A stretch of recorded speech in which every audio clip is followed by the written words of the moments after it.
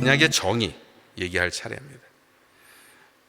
사실 이 얘기를 하기 위해서 언약이 뭔지를 설명을 해야 되겠죠, 먼저.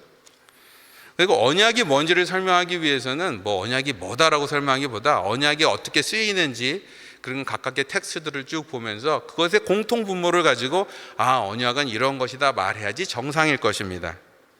근데 조금 더 여러분의 이해를 돕고 이 전체 프로세스를 쉽게 하기 위해서 일단 언약의 정의를 어떤 학자들의 도움을 좀 빌어서 해놓고 시작하려고 합니다. 근데 이 정의를 얘기하기 위해서는 도리어 정의 자체를 얘기하기보다는 우리가 주로 언약 그러면 오해하고 있는 것들을 집어보면 언약이 정말 뭘 의미하는지를 좀 더 분명히 알 수 있게 돼요. 첫 번째, 언약을 우리가 오해하기 쉬운 것들이 언약을 법률적 계약으로 이해하는 것입니다. 그러니까 뭘 하면 뭘 받는 조건을 정하는 그런 계약으로 이해하는 거예요. 일반적으로 우리가 언약 그러면 보통 그런 걸 떠올리지 않습니까?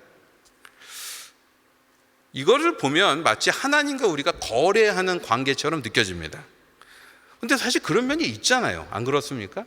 저희가 하나님께 봉사 열심히 해야지 또 축복받는 거 아니에요? 여러 가지 하나님께서 원하신 것들을 해야지 하나님께서 기뻐하시지 않습니까? 근데 여러분, 욥기서 38장 4절의 내용들을 같이 한번 읽어보기 원합니다. 앞에 있을 테니까 같이 한번 읽어볼까요? 여러분도 알다시피 이 내용은 바로 이 38장 이전까지 37계장에 걸쳐서 진짜 길어요.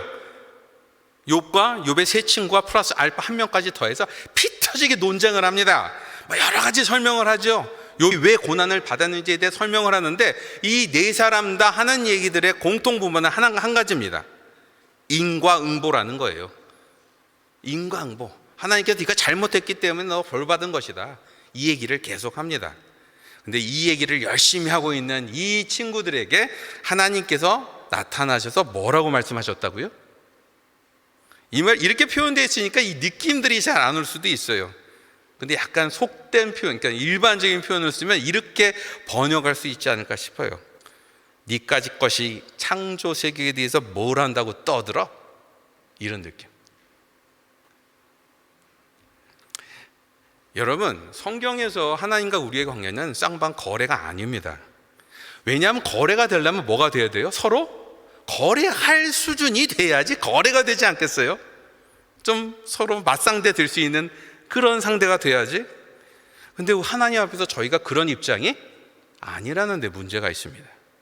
바로 이 때문에 창조주 하나님이 맺으신 언약은 저희와의 거래가 아니에요. 어떤 거요? 하나님께서 그냥 주도하셔서 관계를 만드시고 여기에 우리가 반응해서 이 관계를 누리는 것, 이것을 언약이라고 말한다는 것입니다. 나중에 언급하겠지만 특별히 아브라함 언약과 모세 언약은 그 당시에 중근동에서 쓰이는 계약식 문화들, 문서 같은 형식들을 그대로 반영하고 있습니다. 그러니까 계약 형식들을 많이 차용해서 썼다는 거예요. 근데 익숙한 형식을 썼다고 해서 내용까지 같지는 않습니다. 왜요? 언약의 내용들을 가만 보시면요, 하나님의 언약은 하나님의 자기 약속에 더 가까워요. 무슨 말인가 하면 우리의 한심한 반응에도 불구하고 끝까지 우리를 구원하시겠다고 자기에게 약속하시는 거예요. 자신에게.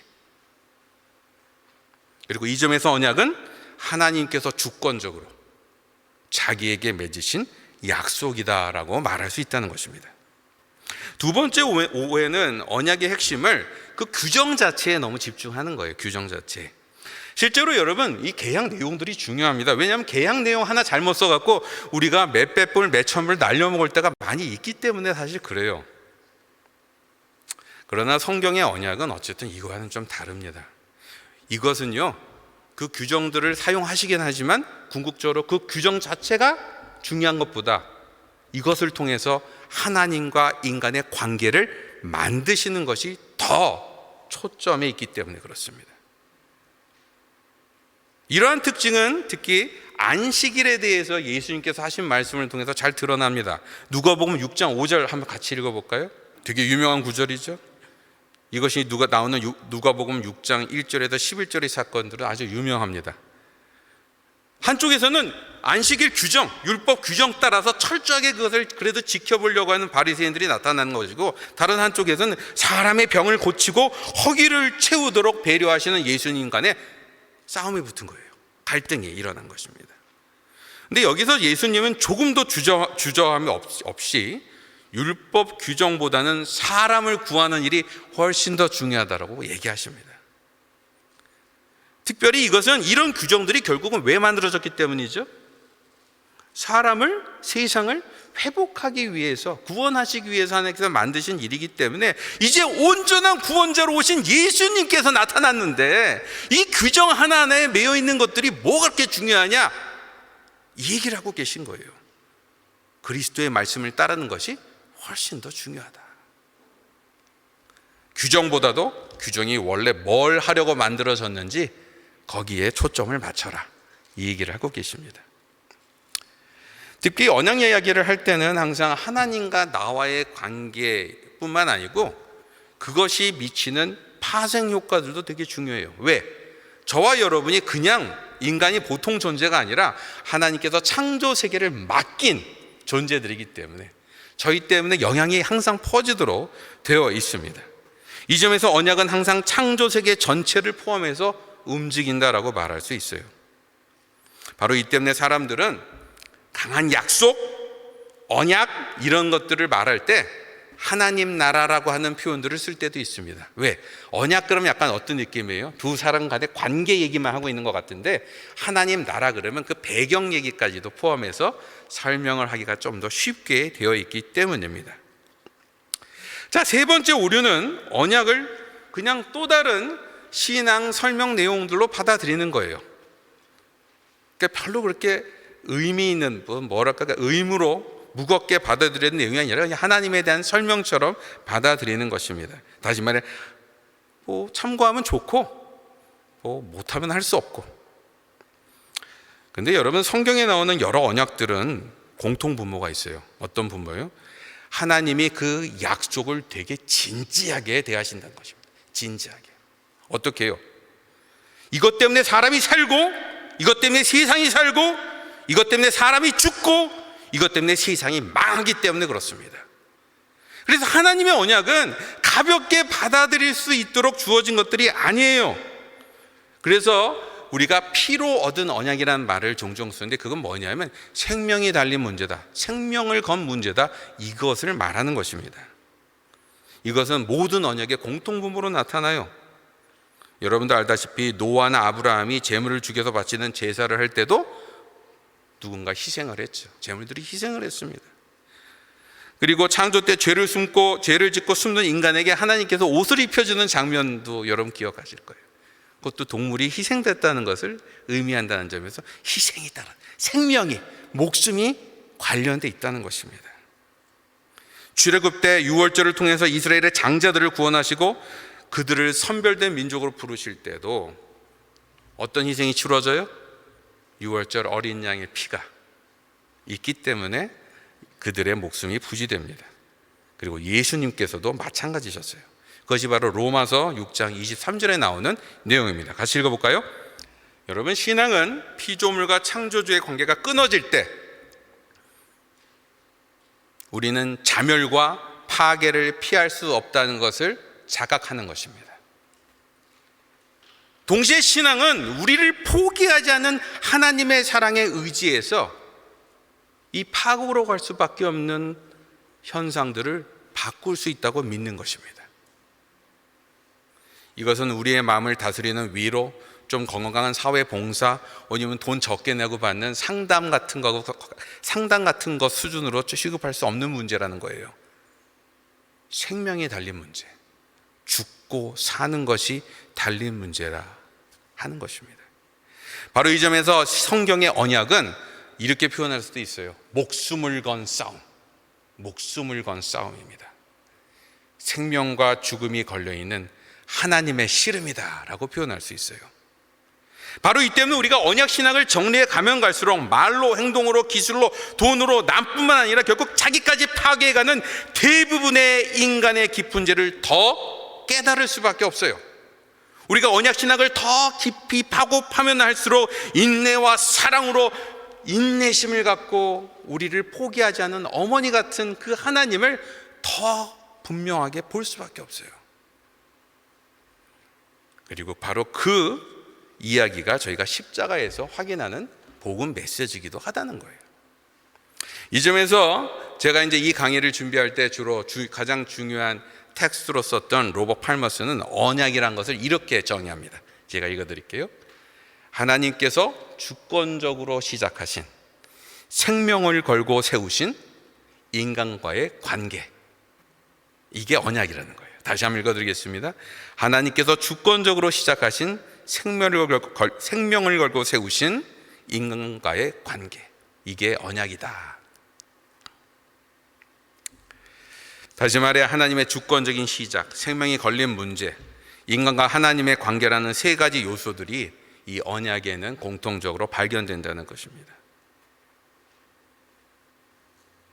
이게 복잡하게 여러분 들릴지는 모르지만 소망의 메시지가 이 안에 들어있어요. 주권적으로 하셨던 걸 뭘 뜻하겠어요? 하나님과 우리의 관계가 우리의 변덕에 좌지우지되지 않는다라는 것을 말합니다. 그리고 하나님께서 바로 우리랑 관계하셨다는 것은 바로 우리의 본질을, 창조자가 원래 우리를 만든 우리의 원모습을 찾을 수 있다는 것을 의미합니다. 목숨을 걸고 생명이 건 관계라는 것은 저희를 멸망과 죽을 수밖에 없는 운명에서 영생으로 살리신다는 것을 의미한다는 거예요. 자, 이제는 언약 신학으로 넘어가겠습니다. 개별 언약들은 서로 연결되고 또 이들은 전체적으로 어떤 그림을 보여주고 있을까?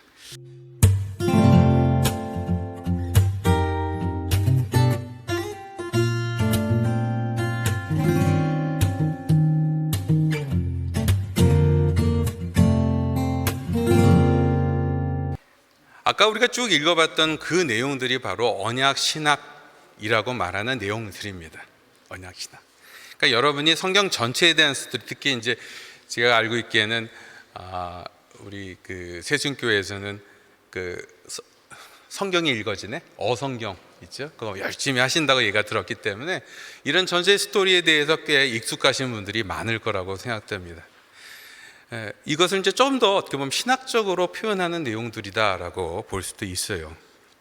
어쨌든 이 이야기는 크게 6개의 언약이 연결돼서 만들어진 얘기입니다. 뭐겠어요? 창조 언약, 노아 언약, 아브라함 언약, 모세 언약, 다윗 언약, 그렇죠? 다윗 언약까지.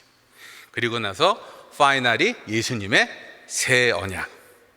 그래도 우리가 이 세미나 듣고 왔는데 참여했는데 이제 요 6개 정도는 쫙 말씀하실 수 있어야지 좀 되지 않겠습니까? 졸업장으로 쳐드리겠습니다. 다시 한번 읽어볼까요? 시작. 창조 언약, 노아 언약, 아브라함 언약, 모세 언약, 다윗 언약, 예수님의 새 언약입니다. 그리고 이 이야기를 설명하기 위해서 보조적으로 좀 필요한 또 플러스 알파 내용들이 이 창조 언약의 배경을 이루는 창조 명령이라고 하는 파트가 있어요. 창세기 1장 28절에 나오는 창조 명령입니다. 그리고 다윗 언약을 이후에 이스라엘 민족이 하나님의 언약 백성으로서의 제 모습들을 제대로 보여주지 못할 때에 예언자들이 심판 얘기를 하죠. 근데 심판에서 끝나지 않습니다. 무슨 얘기까지 같이 하죠? 지금까지 이스라엘이 실패한 이유들에 대한 하나님 쪽의 대안을 제시하십니다. 그것을 우리가 바로 이제 새 언약의 예고라고 표현하는 파트들이에요. 그리고 마지막으로는 예수님의 새 언약 이후에 그 새 언약을 이루게 하기 위해서, 그 새 언약에 저와 여러분이 참여할 수 있도록 하기 위해서 주신 명령이 뭐예요? 선교 대사명입니다. 선교 대사명. 마태복음 28장에 나오는 선교 대사명. 그리고 마지막으로 이것들이, 이 예수님의 새 언약이 완성되는 때가 언제예요? 새 하늘과 새 땅입니다. 그러니까 이런 컨셉들을 여러분이 딱 그림을 보시면 이제 언약 신학의 얼개를 가지시게 되는 거예요. 한번 그림을 한번 그려볼까요? 창조 언약이 나오는데 창조 언약의 배경이 뭐라고요? 창조 명령. 그렇죠, 명령. 그리고 그 사이 이제 그 다음에 나오는 건 당연히 언약은 아니지만 죄 얘기가 나오죠. 엉망이 됩니다. 그리고 나서는 그 다음에 나오는 게 뭐예요? 노아 언약. 그리고 노아 언약 다음에 아브라함 언약. 그 다음에 모세 언약. 그리고 다윗 언약. 그리고 다윗 언약이 실패됐을 때 예언자들의 예언. 그리고 나서 나온 게 예수님의 새 언약.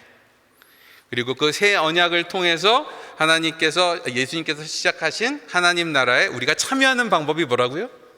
선교, 대사명. 그리고 그것을 통해서 하나님께서 마지막 때에 모든 걸 이루시는 장면이 새 하늘과 새 땅, 이렇게 되는 것입니다. 사실 이 얘기만 갖고도 우리가 사실 얘기 끝내야지, 끝내도 별 상관이 없는 핵심을 여러분 짚으신 거예요. 어쨌든 제가 이제 이 강의를 준비하기 위해서 주 텍스트로 사용한, 많이 참조한 책이 로버트 팔머슨이라는 사람이 쓴 The Covenant of Christ라고 하는 언약의 그리스도라는 책인데, 이 로버트 팔머슨은 이 언약들을 5개 언약들의 이름을 붙입니다. 그 캐릭터들을 하나하나씩 짚어서 아담 혹은 창조 언약을 뭐라고 그러냐면 시작의 언약이다. 언약의 시작을 의미하는 시작의 언약이다, 이렇게 얘기해요. 노아는요, 나중에 설명하겠지만 보호의 언약이다, 이렇게 표현해요. 보호의 언약. 아브라함의 언약은요, 약속의 언약이다. 그 이유들은 이제 설명이 됩니다. 왜냐하면 약속을 통해서, 다른 어떤 언약들보다도 구체적인 세밀한 약속들을 통해서 하나님의 구원 역사들을 하나하나씩 진전시켜 나가시기 때문에 그래요. 모세 언약은요, 율법의 언약. 다윗 언약은 왕국의 언약. 그리고 예수 그리스도의 언약은 완성의 언약, 이렇게 부릅니다. 근데 제가 좀 조심스러운 것은, 여러분 언약 신학을 말할 때 언약 신학이라고 하는 게 이렇게 6개의 언약으로 이렇게 설명하는 것들만 언약 신학은 또 아닙니다. 무슨 말인가 하니, 교회의 역사 속에서 이 언약 신학을 여러 가지 다른 방법으로도 설명하고 표현해 왔어요. 그래서 지금까지 시도된 다른 언약 신학의 방법, 다시 말해서 성경에 나와 있는 그 언약을 갖고 서로를 어떻게 연결시켜서 보는지에 대한 다양한 제안들을 몇 가지 소개를 좀 해드릴까 합니다. 첫 번째는 전체 언약을 딱 2개로 나누는 거예요. 뭐로? 행위 언약과 은혜 언약으로 나누는 것입니다. 행위 언약과 은혜 언약. 이것은 특별히 저와 여러분이 속한 장로교 트래디션에서 되게 강조하는, 특히 웨스트민스터 신앙 고백서에 나와 있는 그런 언약 분류법입니다. 은혜의 언약, 행위 언약, 은혜의 언약. 이거는 이제 설명을 해드리면 이렇게 표현할 수 있어요. 아담이 죄에 빠지기 전에는 하나님께서 우리 인간에게 이 땅을 다스리는 사명을, 창조 명령을 통해서 주셨잖아요. 그래서 그 행위를 통해서 하나님과 우리가 관계를 이어갈 수 있도록 해주셨다는 의미에서 행위의 언약이다, 이렇게 말하는 거예요. 근데 죄로 인해서 인간의 행위는 이제 하나님과 반대되는 쪽으로만 가버리게 됐다는 거예요. 바로 이 때문에 우리가 하나님과의 관계를 회복하려면 더 이상 우리가 무슨 행동을 해서는 관계 회복이 안 되게 돼버렸어요. 그래서 필요한 게 뭐라고요? 하나님의 은혜요. 하나님의 은혜가 필요하게 됐어요. 그래서 그때부터 하나님께서 그 은혜를 표현하기 위해서 여러 가지 언약을 사용하시는데, 그 언약들을 우리는 은혜의 언약이라고 부른다, 이렇게 나누는 것입니다. 그러니까 행위 언약은 뭐라고요? 죄 이전에 있었던 하나님과의 우리의 관계를 말하는 것이고, 은혜 언약은 죄 때문에 망가진, 그래서 우리가 우리 자신을 어떻게 구할 수 없게 됐을 때 하나님의 은혜로 관계가 회복될 수 있도록 만든 것을 통틀어서 은혜의 언약이다라고 부른다는 거예요. 이 분류는 어떤 장점이 있냐 하면요, 구약에 나온 모든 언약들, 다시 말해 우리가 이제 그 하나님께서 쭉 보여주신 6개 언약들이 사실 다 연결된 언약이라는 것을 설명하는 데 도움이 됩니다. 왜? 죄 이전에 있었던 창조 내용 이외의 것들은 하나로 묶어서 볼 수 있기 때문에 그 뒤에 있는 내용들이 많이 다르게 보이지만 실제로는 한 방향의 이야기들을 하고 있다라는 것을 강조하는 나눈 분류법이에요. 또 다른 분류법은 창조 전 언약과 창조 후 언약 이렇게 나누는 것입니다. 표현이 조금 묘한데 이건 무슨 말인 거 아니에요? 이건 좀 신학적인 해석들이 안에 포함되어 있는 분류법이에요. 여러분들 알다시피 하나님께서 창조를 하실 때부터 뭐로 하셨어요? 혼자서 하셨어요? 아니죠. 삼위일체로 하셨어요. 성자, 성부, 성신께서 서로 하나가 되셔서 같이 협력 속에서 창조를 하셨어요. 그래서 창조 이전에 하나님께서 혼자서 창조를 안 하시고 삼위가 서로 하나가 돼서 창조와 이 창조 세계를 운영하기로 하시기로 약속을 맺으셨다라고 설명을 하는 거예요. 그것을 창조 전 언약 이렇게 표현을 해요. 그럼 그 뒤에 벌어지는 모든 일들, 다시 말해서 창조, 타락, 그 후에 벌어지는 수많은 구속의 이야기들도 다 어떻게 보면 이 삼위일체의 하나님, 삼위로 나타나신 하나님이 서로 역할을 나눠 가시면서 협력해 가시면서 하시는 일들이었다 이렇게 보는 거예요. 그래서 이 전체를 다 합쳐서 창조 위의 모든 것을 창조 후 언약 이렇게 표현을 합니다. 되게 좀 어렵게 들리긴 하지만 이게 무슨 얘기냐면 우리가 하나님께서 하시는 모든 일들이 하나님께서 갑자기 즉흥적으로 하시는 일들이 아니라 하나님 자신의 본질을 드러내시는 일들로 하셨다는 거예요. 더 쉽게 말하면 여러분도 알다시피 어떤 일들을 할 때 사람들이 자기 이 원래 체질이나 어떤 경향에 맞지 않은 일들을 하면 어떻게 되죠? 잘 안 되죠. 예, 한 번은 잘할 수 있는데 두 번, 세 번, 네 번 하려고 그러면 잘 안 됩니다. 왜냐하면 내 몸에 맞는 것이나 나한테 우러나온 게 아니니까.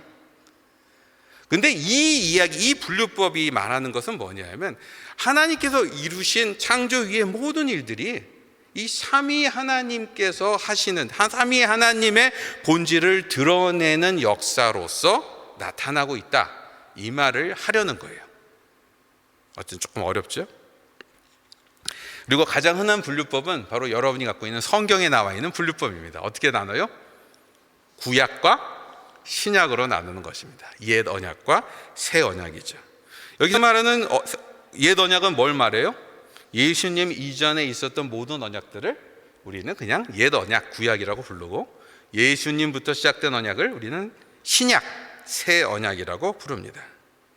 그리고 이 분류법이 사실 우리가 가장 일반적으로 익숙한 분류법이기도 해요.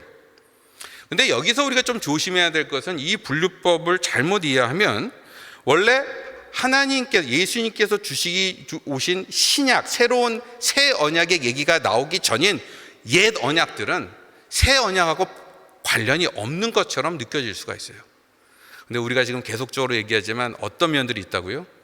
하나님의 뜻과 하나님의 본질은 창조 때부터 시작해서 지금까지 한 번도 흔들림이 없이 딴 방향에 간 적이 없이 같은 일관성을 가지고 한 방향으로 움직이셨다는 거예요. 그 점에서 어쨌든 이 신구약을 나누는 방법들을 얘기할 때는 여전히 신구약으로 나누지만 이것들이 같이 연결된 얘기다라는 것을 기억하실 필요가 있다는 것입니다. 그러나 우리는 처음 말한 대로 이 옛날에 쓰던 방법들보다는 각 언약들을 하나하나 짚어보고 그 언약들이 서로 다른 언약들과 어떻게 연결되는지를 살펴보려고 합니다. 왜냐하면 이 작업을 해보면요, 여러분, 우리가 알고 있는 하나님, 그러나 어쩌면 알고 있었는데 잊고 있었던 그 하나님을 재발견하기도 하고요, 아니면 내가 다 알고 있었다고 생각하는 그 하나님, 그런데 허를 찌르는 새로운 모습으로 저에게 나타나시기도 합니다. 이게 바로 성경을 연구하고 공부하는 가장 큰 즐거움이에요. 그리고 그것은 하나님을 아는 데서 끝나는 것이 아니라 어디까지 이어져요?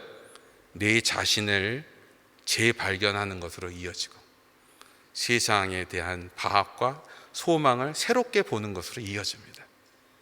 바로 이 점 때문에 말씀을 연구하고 하나님을 더 알아가는 일들은 그냥 지식적인 작업이 아니라 우리의 신앙을 계속 새롭게 만들고 저와 하나님의 관계를 더 깊게 만들고 우리의 사역과 우리의 교회가 어떤 방향으로 가야 될지를 더 분명하게 보여주는 가장 중요한 기반이에요.